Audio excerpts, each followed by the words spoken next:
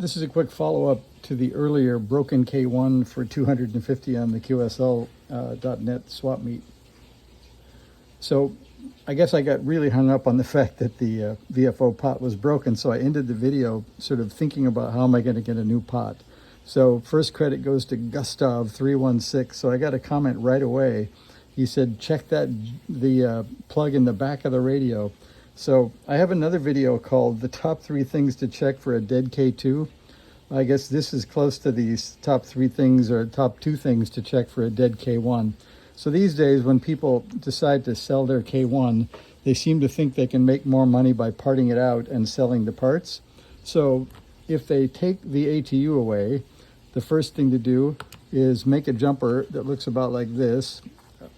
And it goes back here in, let's see, in J2, and it has to connect.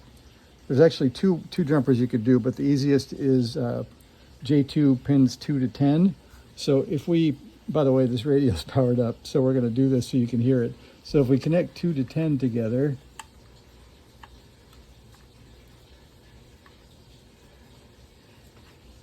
that gets the ATU back into service. And then when they pull out the noise blanker, there's a capacitor that's missing called C22.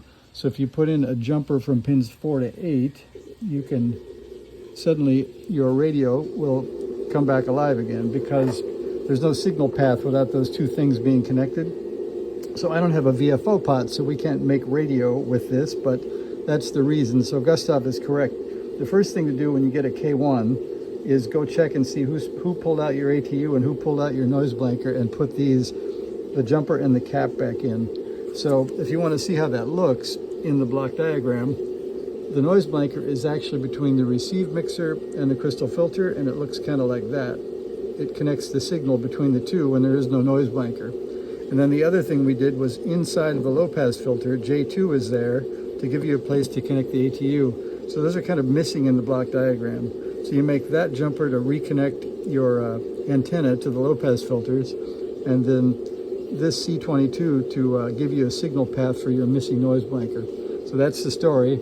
I'll go back to the tuning pot now that we have solved that mystery. So thanks to Gustav316 for making me think I should finish the video before I got hung up on the tuning pot.